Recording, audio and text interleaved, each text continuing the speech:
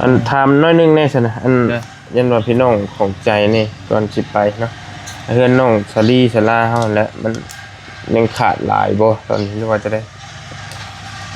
มันฮอดใส่แล้วนะถามว่าขาดลายบ่ก็ถามข่าวกันแน่นั่นนึงพี่น้องไม่ก็พอแล้วเกือบนะบ่ทันได้พอก็เกือบแต่ว่าให้สร้างเพิ่นลองเบิ่งก่อนลองกบลองหยังลองใส่เบิ่งถ้ามันขาดตัวใดก็จังซื้อเพิ่มแต่ว่าเกือบนะพอก็สิเกือบบัดนี้ค่าสร้างก็ได้ครึ่งนึงพอเพิ่นฝากมาให้แล้ว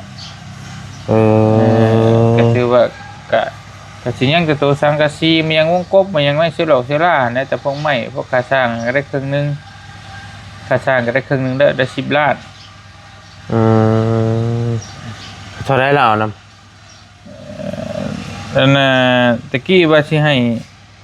ทั้งพี่น้องบ่าวน้องเฮ็ด20 ล้านแล้วบ่เพิ่นว่าเครื่องมือบ่ครบแล้วเพิ่นให้แดงเฮ็ดให้คือเก่าน่ะ20 ล้าน23 ล้านเลยฝากส่งต่อเป็น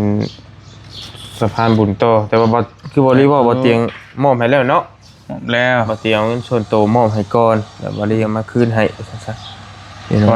เบิกไปหลายเทื่อนะแม่นมอบให้เพิ่นเป็นก้อน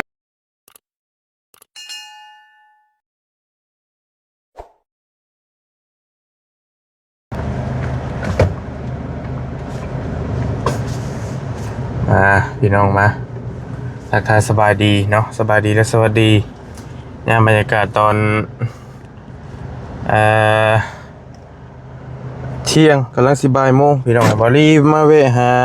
บ่อเตียงก่อนได้ยินว่าเพิ่นเอาบ่าวนงฝาก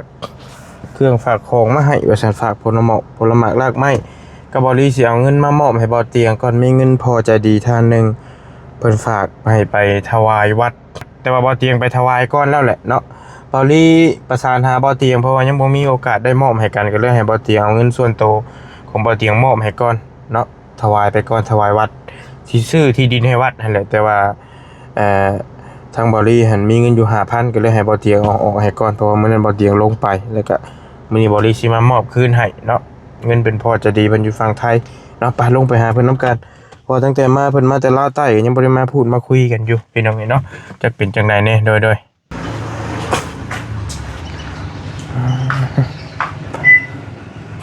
ไปเด้อเฮ็ดพวกคือกันบ่สบายดีเด้อสบายดีสบายดีฮะ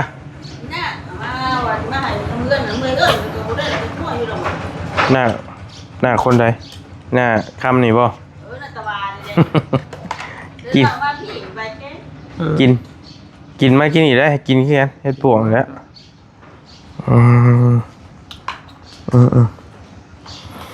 กินแล้วก็ออกมาเฮ็ดพวกจูมคักเนาะพี่น้องเนาะ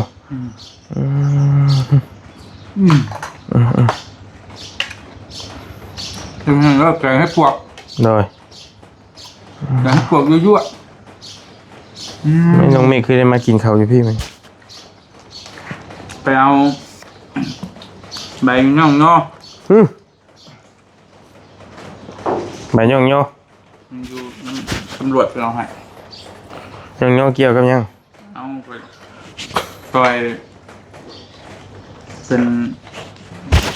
ฮิตนะต่อเติมของการตำรวจในเมืองเขานี้เนาะเมืองเขาเหนือรอเป็นพินไก่มันยังฮะใบชมเชยย่องย่อนี่เนาะชมเชยบ่แม่นบ่คนละนั่นเนาะชมเชยตบมือ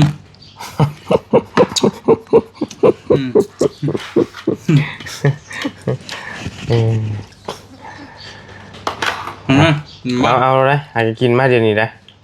กินแล้วก็ออกมาก็เลยสิออกไปข้างนอกพี่น้องก็เลยมาแวะไปทางไหนพ้นป่ะคือเก่าเพื่อนแหละเลอะหอดเพื่อนแหละพลานเพื่อนแหละไม่เข้าใจอ่ะก็ยังขาดไม่โบรายเนี่ยอีกเล็กน้อยแต่เป็นพอละแต่ยังสร้างไม่สร้างต่อเพิ่นยังเหลือน้อยนึงเพิ่นเอามาครบวานเนี่ยเหลือไม่หาคูณ10ประมาณ30 โตเป็นพอละ มีเครื่องเฮือนนะยังขาดสร้างขาดยังพูดแล้วบัดนี้ขาดสร้างขาดเพื่อยังหลายอย่างอยู่เครื่องไม้ก็ยังบ่หลายแล้วยังน้อยหนึงสิพอแล้วเครื่องไม้เฮือนหาค่าสร้างค่าหยังแล้วมาบัดนี้ เขาบ่ยาวบ่ ไปกับบ่ยาวบ่ตูนลุงหนวดแน่ไปนำเมื่อวานมันจักคนแล้วมันนี่4คนวาน จะเต็มบ่ แม่มีกันหลายคน บ่บุญเด้ บ่บุญ เนื้อบ่ บ่บุญอยู่เหนือพุ่นบุญมันปลา ขายเป็นรถนะ เดี๋ยวคนขายรถ โอ้ยจะหารถขี้มาดิกทิกนี่คนขายรถดิกทิกนี่เอาไปลุงเฮิมก็ปล่อยแล้วเรียบร้อยแล้ว มันคุณชื่อบ่เหรอฟังนะ มีอยู่อันนี้แล้ว ปล่อยก่อน เป็นยังจะขายเพลง คืออยากได้เงินหลายแพงเติบนะ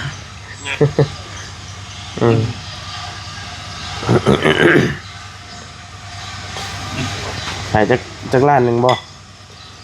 ได้เลยร้านหนึ่งเนาะ แต่ปีได้ใช่มานี่ 3 ปี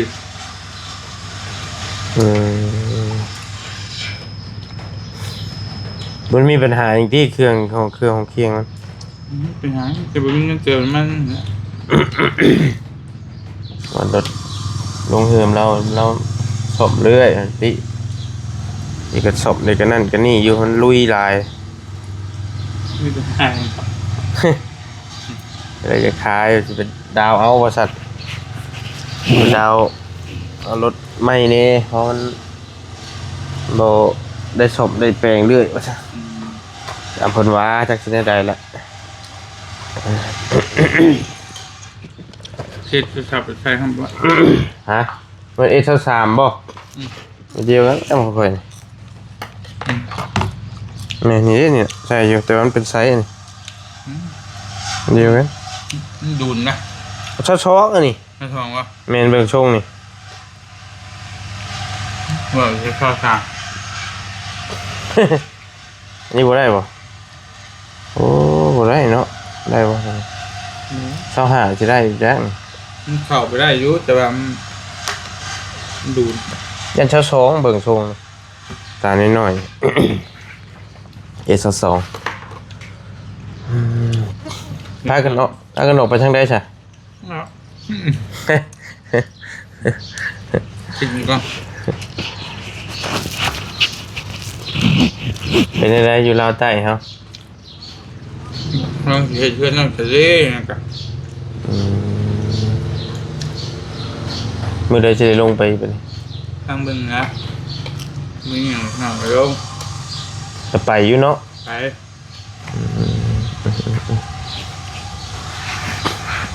ประมาณได้2คืนบ่3คืนบ่2-3คืนตังบอรี่กับมียังข้างมีเล็กน้อยดอกอยู่พุ่นก็ได้บ่หลายนี่เงินน้องเดิมมันมีเงินอยู่900,000นั่นกะแต่เราบ่ได้ลงกับสิพาไปนำเป็นไร ลุงรู้ป่ะ จังว่า ว่าบ่ได้ อยากแต่ว่ามันนั่นก็จะเฮ็ดเฮือนให้น้องพรเพิ่นให้มันต่อเนื่องก่อนว่าแต่ว่ามันมีพอต่อเนื่องก็อยากเฮ็ด ตังกระ บ่อยากทิ่มหน้าทิ่มหลังหั้นนะ ไม่มีอย่าง อยากเฮ็ดให้น้องเพิ่นให้มันแล้วมันทั่วแล้วมันพอเป็นไปได้ก็ได้ ต้องแบกอะหลายคนล่ะสวยแต่บ่ม ก็มีเงินอันเพิ่นให้ซื้อข้าวไปให้อยู่ผู้อยู่แขวงสารวัตรไปตอนนั้นเลย บ้านกุ๊บเฮือนกุ๊บใบล้านไว้นั่นไปพุ่นนะสุดๆไปหั่นประมาณ มึงเชิญขึ้นกองบ่ บ่แม่นใช่ก็สารวัตรตอนนั้นไปก็บ่ได้ก็จะ บ้านเนาะ บ่สารวัตรถามเขาแล้วจักบ้านหรือทั้งชื่อมันน่ะ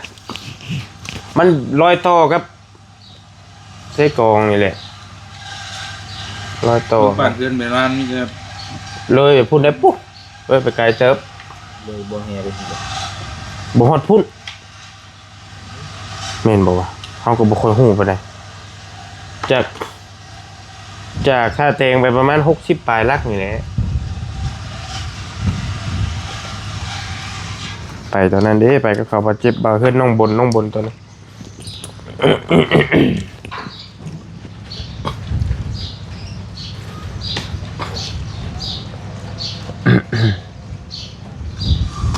ไปพี่น้องมีแต่สิเอาเงินให้บ่เตียงก่อนซะนะบัดนี้อันเงินไปถวายวัดอันนั้นเจ้าเรียบร้อยแล้วบ่ เอาให้เรียบร้อยแล้วเนาะ หน่อยนะ สิเอาเงินมาคืนให้ก่อนพี่น้องคือว่าไว้นั่นแหละมัน 40 บาท เงินพอเพิ่น5,000 บาทเพิ่นฝากมา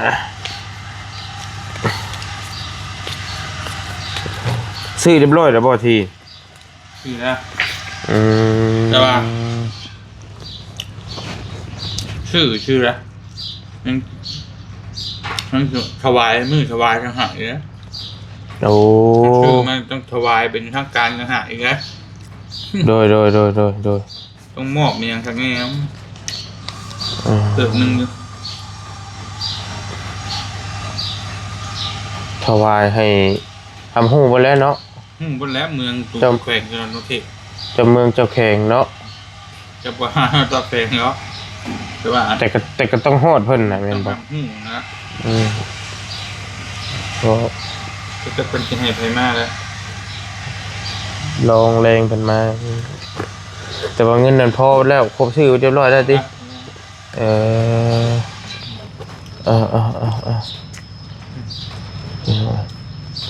มีอีกจะซื้อตามมาอีก ยังมีดินหลายอยู่ติ โอ้ยจะมีเงินอยู่ เออต่อไปครับ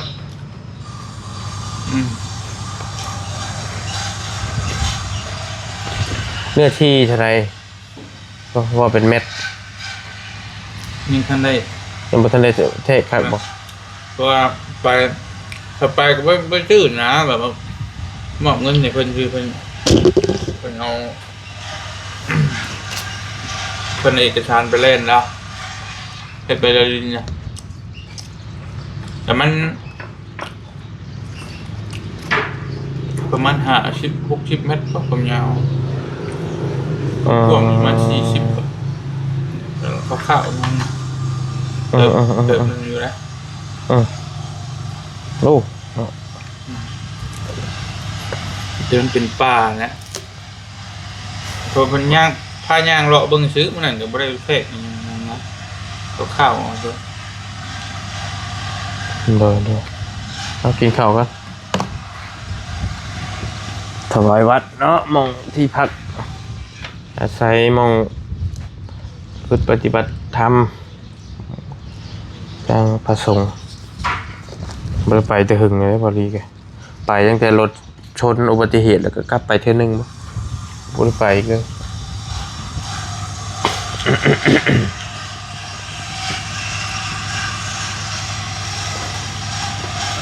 คือเอาคือ เดี๋ยวไพ่หยาหนิบไหมไม่ใช่คอนะได้ยินเสียง อย่างนี้ โอเค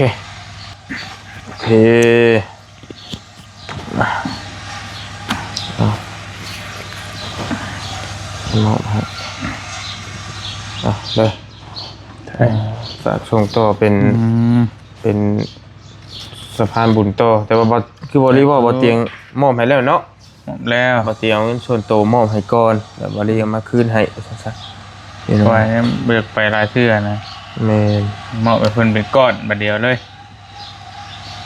อ่านจะจดชื่อเพิ่นไว้ข้างนี้แล้วเนาะ ด้วย พอกล้องบ่ พอกล้อง กล้องพ้นขัน แม่ พอกล้องพ้นขันอยู่ฝั่งไทยพี่น้องเป็นจำนวนเงิน 5,000 บาทเพิ่นฝากมาซอยซื้อที่ดินถวายวัดเนาะวัดป่ามหาวันอยู่บ้านโพนสิมเมือง นครกระชอน นครกระชอนเท่านี้พี่น้องเนาะก็เอาบุญน้ำกันเด้อทั้งพ่อเนาะแต่ทางบ่อเตียงเพิ่นได้ไปมอบถวายให้เรียบร้อยแล้วมื้อก่อนฮั่นแต่ว่าลีก็ยังบ่มีโอกาสได้เจอกันก็เลยเอ้ามื้อนี้ก็มาคืนให้ โดย เป็นสะพานบุญต่อพี่น้องเนาะ จังได๋ก็ขอขอบคุณขอบคุณเด้อขอมุกขอบใจหลายๆเนาะทั้งพ่อเพิ่นพี่น้องเอ้ยที่ได้ส่งเงินมาสมทบ ร่วมซื้อที่ถวายให้วัดป่ามหาวัน โดย บ้านพ้นสิมนครกระสอนพุ่มวิหารแขวงสวนเขตเนาะก็ขอให้พ่อได้บุญได้กุศลหลายๆเด้อพอเด้อความเจ็บจะได้ความไข่จะมีพอปรารถนาสิ่งใดขอให้ได้สมความมุ่งมั่นปรารถนาทุกสิ่งทุกประการเนาะนอนรับขอได้เงินหมื่นนอนตื่นขอได้เงินแสนแบนมาขอได้แก้วมานี่โสดจนให้อย่าให้มาพานมันให้อย่าให้มาเบียดและขี้เกียจจังไรอย่าให้มีมาใกล้เด้อพอเด้อว่าสิธุรกิจการงานใดๆก็ขอให้พ่อและแม่จงเจริญรุ่งเรืองในหน้าที่การงานตลอดปีและตลอดไปเนาะสาธุมุกขอบใจหลาย โอ้ยสาธุเนาะบุญน้ำกันอนุโมทนาบุญน้ำกัน ๆโอ้ พี่น้องเอ้ย ยพอเรียบร้อยแล้วบัดนี้พี่น้อง สี่แสนติ 400,000บ่เตียงกันไปมอบเงิน245,600 บาทแล้วก็บ่จันมอบมื้อนั้น60,000มันก็เป็น300,000เด้อ 300,000ไปแล้วก็ FC เห็นคลิปไปเพิ่นมาแต่ปักซองปักซีกับมาถวาย50,000นั่นแหละ อยู่ในวัดเองเลย แม่เห็นคลิปแล้วก็รีวมาเลย รวมแล้วก็350,000ได้เด้ โอ้ แล้วก็เงินแม่ผู้ที่เพิ่นริเริ่มหั่นก็เพิ่นว่าสิออก100,000แต่มันก็เกินแล้วบัด เกินอีกก็เบิดดอกแนวเฮ็ดน่ะเฮ็ดกุฏิกุเตอร์แต่ก็นำบ่นั่นแหละยังหลายอยู่จึงมีเพลง โดยโอเคสนะพี่น้องเอ้ยเนาะมีใจสิพากันแยกย้ายแล้วบัดนี้พี่น้องเอ้ย โดย เห็นว่ามันค่ำมันมืดเนาะไปไปแล้วอันนั้นก็ไปน้ำกันไปบ่ไปน้องพ่นไปเลย ว่าแล้วมันหลายคนเนี่ยทะเลาะกันไง กระ คิดว่าจะไปอยู่ กระถากันแน่กระแตกาก็มีลายอยู่ในบ้านนะก็ได้คือทั้งลังๆคนแล้วก็คือเห็นแล้วมีตู้มีตี้นั่นก็ได้มีอย่างก็เอาไปฝากแล้วนี่มีลายเคสอยู่ทางหลังก็ได้3-4เคสพุ่นแหละผู้เป็นลำบากนะ นั่นจะขึ้นไปเบิ้งนั่นแหละ กองละเพ หลายอยู่มืดดอก เอาไปทิมให้แน่ลายอยู่มีเพื่อนหลังนึงก็เรามีลูก10คนตอนนั้นก็อยู่ท้ายๆบ้านบ่รีไปถ่ายล่าสุดนี่ ลูก10 คนรวมพ่อแม่ก็เป็นโลนึงพอดีมีหัวเพียงหัวกระปั๊มกระปีอยู่นั่นแหละมีเสื้อผ้าเด็กๆน้อยๆก็ไปฝากเขาเนาะ มีอยู่หลายอยู่เนาะ ส่วนหลายของบริอามาจะเป็นของผู้ใหญ่ของผู้ใหญ่ซะส่วนหลายมันก็เลยมันเด็กน้อยบ่ค่อยได้ปานใด ออกเลยบ่ซั่นน่ะ ไปแค่ออกแล้วพอกลับมากินข้าวซื่อแม่น้องบิวเพิ่นแกงปลาถ่าก็เลยออกไปครับน้ำเพิ่นหน่อยนึง อ๋อโอเค แล้วก็มา พี่น้องอันถามน้อยนึงแน่ซั่นน่ะอันยันว่าพี่น้องของใจนี่ก่อนสิไปเนาะเฮือนน้องสลีสลาเฮาแหละมันยังขาดหลายบ่ตอนนี้ว่าจะได้ยัง มัน ฮอดใส่แล้วนะ ถามว่าขาดลายบ่กะ ถามข่าวกันแน่นั่นนึงพี่น้อง ไม่ก็พอแล้วเกือบนะบ่ทันได้พอก็เกือบแต่ว่าให้สร้างเพิ่นลองเบิ่งก่อนลองกบลองหยังลองใส่เบิ่งถ้ามันขาดตัวใดก็จะซื้อเพิ่มแต่ว่าเกือบนะพอก็สิเกือบบัดนี้ค่าสร้างก็ได้ครึ่งนึงพอเพิ่นฝากมาให้แล้วก็ถือว่าก็สิยังจะตัวสังกะสีมันยังวงกบมันยังไม่สิหลอกสิล่านะแต่พวกไม้พวกค่าสร้างก็ได้ครึ่งนึงค่าสร้างก็ได้ครึ่งนึงได้10 ล้าน เท่าได้แล้วนำ นั่นน่ะตะกี้ว่าสิให้ทั้งพี่น้องบ่าวน้องเฮ็ด20 ล้านแล้วบ่เพิ่นว่าเครื่องมือบ่ครบแล้วเพิ่นให้ไอ้แดงเฮ็ดให้คือเก่าน่ะ23 ล้าน23ครับทั้งเบิด23 ล้าน อันนั้นหันบ่อันผู้เฮ็ดให้น้องเดิมหันบ่ แม่น ลาว3ล้านบ่ แม่น โอ้ หลังใหญ่เด้ เฮ็ดซ้ำได้หาขนาด 6 คูณ 9 ที่ซ้ำคือน้องไส้น้องนี่เฮานี่ ประมาณ เนาะ นั้นแหละประมาณ ก็ที่ซ้ำกันนั่นแหละซั่นน่ะบ่รีสิเฮ็ดให้ น้องอันนี้ 12 ต้น สิเฮ็ดซ้ำกัน และบ้านเราไกลเราอะเปิดขับรถไปมาไปแบบจะหูแล้วอยู่ลาวใต้ฝนตกทุกมื้อ บ่ติแล้ว ลำบาก ขึ้นผู้ลงผู้แล้วพี่น้องรถบืนจุจ่าจุจ่าเปลืองน้ำมือน้ำมัน บ้าน เนาะ เราก็ ช่าง ภาคบ้านลงเดิมไปพูดอีกเด้บัดสิกลับมันเลยหายเตอ บ่ได้นอนเนาะไปกลับเนาะ แต่โอ้ยแล้วก็ดินดากนะเอาปั๊บดินใหม่นั่นก็คือจะเห็นนี่ เห็นอยู่เห็นรถรถก่อยก็ไปใกล้บ่ได้เนาะกว่า บ่ได้ โทษโพม สไลด์ลงไปมื้อนั้นก็ป้าเท่าแต่ เกือบ หาย บ่ ปั๊มหมื่นลงเลยเด้เอาลงน่ะก็ไหลลงเลยเบรกกับตีนบ่ได้ปินเนาะแต่ว่ามันตูดไปเลย มันมื่น เกือบมันลงกันชวนกาแฟนะกูไม่ฮักทับบุแล้วลงพุ่นแล้ว อืม สักหน่อยหนึง โอ้ย โพวินกับโพวินกว่าเนาะเดี๋ยว มันโพกับมันมืด มันมื่น แต่เฮาจอดไว้ชื่อมันก็ไหลลงนะดินด่างนั่นแดง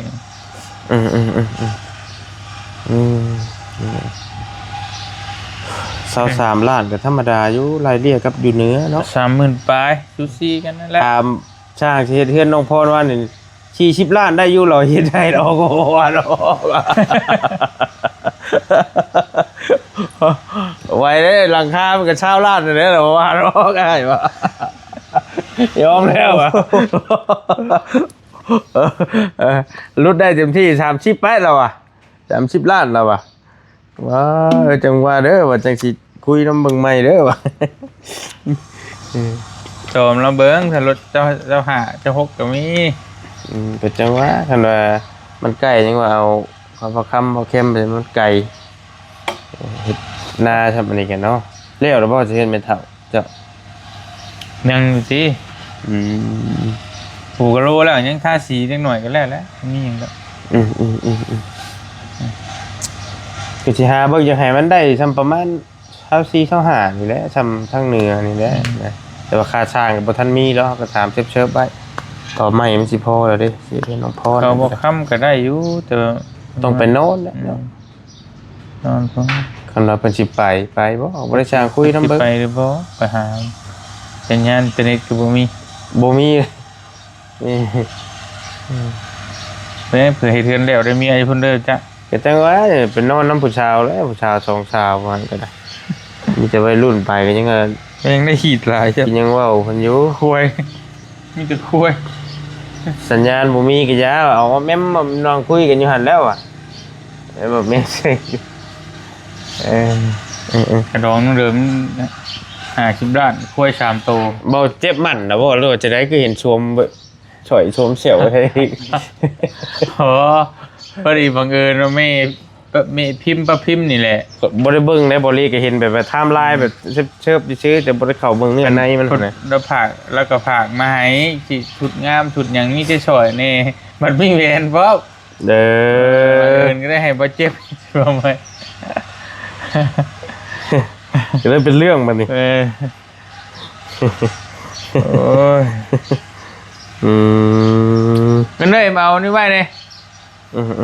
ไปสาวบ่ลาไปให้เงาได้พี่น้องแล้วจังว่ากันเนาะประมาณนี้เฮือนน้องสาลีก็ยั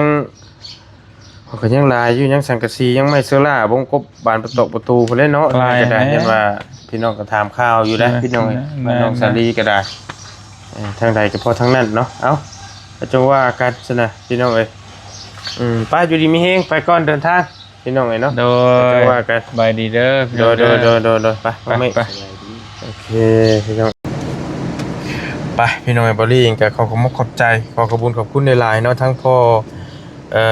กลองพ่นเนาะกลองพ่นคันเพิ่นอยู่ฝั่งไทยเพิ่นฝากเงินมาสมทบซื้อที่ดินให้ทางวัดป่ามหาวันอยู่นครไกรสอนนั่นแหละจำนวนเงิน 5,000 บาทเนาะเอาก็ขอขอบใจพ่อในไลน์เด้อให้อยู่ดีมีเฮงให้โชคให้มานให้ร่ำให้รวยเนาะพอปรารถนาสิ่งใดก็ให้พอได้สิ่งนั้นสมความมุ่งมั่นปรารถนาเด้อพอเด้อสาธุให้ร่ำให้รวยอย่าเจ็บอย่าจนเด้อพอเด้อเนาะเอ้าสำหรับคลิปนี้บอลลี่ไปก่อนฝนตกบาดพี่น้องเอ้ยเช็ดซาดมาแล้วพุ่นโอ้กระนำวันไหวมาระบาดที่นี่เอาอยู่ดีมีแห้งโชคมาร่ำรวยพี่น้องเลยจังว่ากันบ๊ายบายเนาะโดย